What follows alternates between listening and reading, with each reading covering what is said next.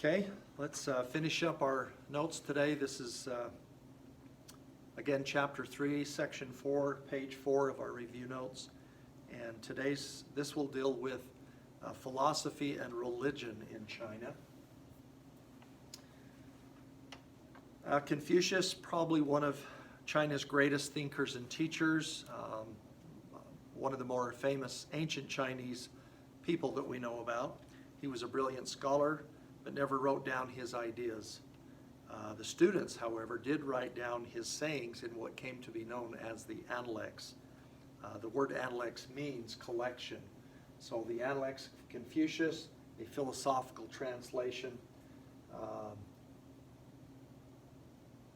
Let's see, I thought it said something about, other recent archaeological finds.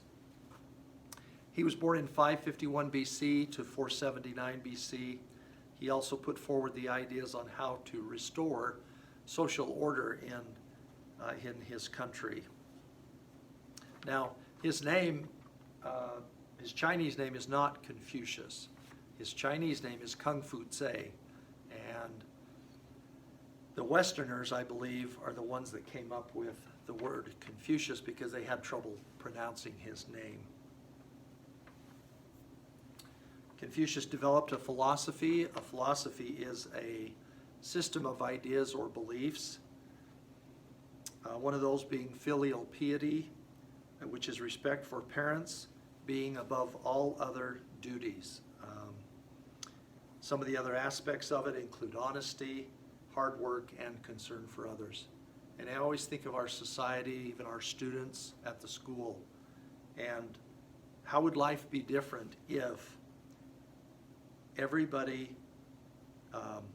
had respect for parents above all other duties, they were honest, they worked hard, and they had concern for others.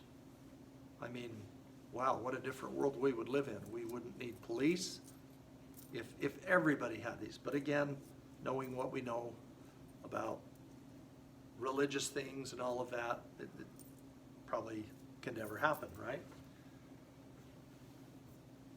Okay, some different types of religion and government as we came through. Legalism. With this philosophy, it's stated that the nature of man is evil and his goodness is acquired. I don't know, me personally, having taught for this my 34th year now, I've seen a lot of students come and go, and the students who are working hard, who are respectful, who,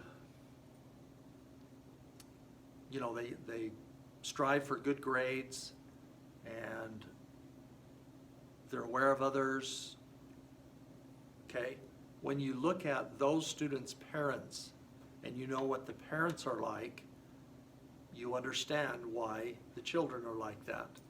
But then you have other students who maybe are always failing, they're sloughing classes, they're, sneaking out to do things that are against the law, whether it be smoking or, different things like that. They don't do their work, they have a bad attitude, they're negative, they are disrespectful to others as well as adults. And then you talk to their parents and see what they're like, and it makes, you understand a lot. So anyway, hop down off my soapbox. So my personal feelings is, or my feeling is that that man's goodness is, he was born good, and then if he becomes evil, that was acquired. That's just my thinking. There was an emphasis on law, and order was achieved through passing of strict laws. I know in geography we talked about strict laws with Singapore, and earlier in the year with Hammurabi's Code. Again, very strict laws. They said a strong ruler was required to create an orderly society. Okay, next one is Daoism or Daoism. Again, kind of a soft D. Daoism, a religion where people sought to live in harmony with nature with a focus on the Dao or the way of the universe. Tradition says that Lao Tse was the founder of Daoism, but some say that he might not have even existed, was more of just a fictional character. Okay, the Qin or Qin dynasty. So this is the one where China gets its name from the Qin dynasty. We watched a movie based on this person. Huangdi conquered most warring states to unite Zhou China into the Qin or Qin dynasty. He was pretty ruthless in some cases. He ordered sections of the wall to be united into one great wall. So were the different little pieces that had been built by different rulers over time. And then he said we should unite it all together and it can be a great wall.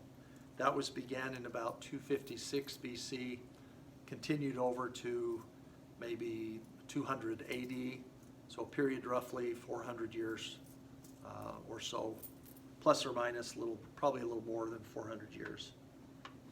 Okay, just some pictures of different sections. You can go online and find all kinds of images of the Great Wall. More of what we think about when we hear the word Great Wall. This one, a little bit of crumbling going on, very loose. This one here has got rock on both sides, but there's vegetation growing on it. And this one here only has rock on one side. So lots of different stages of the wall. Okay, the Han Dynasty, 206 BC to AD 220. This was the most famous emperor was oute. He imposed a monopoly, which is having complete control of a product. And he followed a policy, or the dynasty followed a policy of expansionism, which is increasing Chinese ruled territory. So you can see with the Han Empire how that area is much bigger than with the Shang Dynasty that we talked about previously. I also noticed something with this map. This area here was not occupied by the Hans, and I thought, why not? Why didn't they just go into that area? Well, this is the plateau of Tibet. Whether it was difficult to get there or if there was already a group ruling in that area. I'll have to check on that. Okay, so the Chinese still call themselves the people of Han because of so many advances in many different fields in China. Definitely in science, medicine, and technology. Great improvements in those areas. Of course, acupuncture, something many people think about with China. Some people swear by it, say it works very well. So they took these needles that are inserted at specific points to relieve pain or treat illness. So this chart here shows all the different places where things could be, the needles could be inserted, and then what ailment it might cure or help. So you can see they're very, very fine needles. I'm thinking they take them in between a finger and then just roll it back and forth, and then just gently push it in as they're twisting. A couple of kids have actually said they've had that, and they said it's really painless. My sister had it done on her back, but I can't remember what she said about it. Okay, to finish up then, some of their achievements: a method of making durable paper out of wood pulp, fishing reels, wheelbarrows, suspension bridges, and rudder to steer ships. So somebody, as we were talking about this before, mentioned gunpowder. Definitely, China was one of the early civilizations that worked with gunpowder. That's why you see, with a lot of the fireworks that are made in China.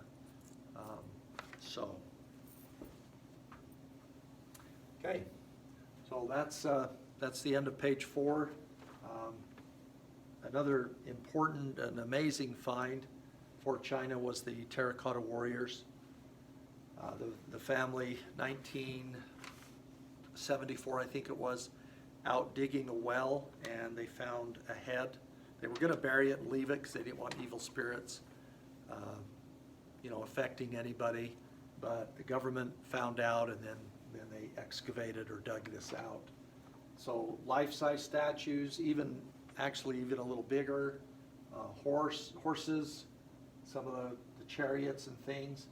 It said that as soon as these terracotta warriors were exposed to the sunlight, that all of the elaborate coloring on them quickly vanished. It just faded.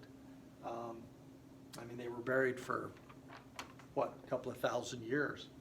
And this is what it looks like today. You can, again, go online to see this, but it's a huge area. 6,000 to 8,000 warriors, and then there's a place where you can walk across and look down into both sides. So pretty amazing. BYU had an exhibit one year.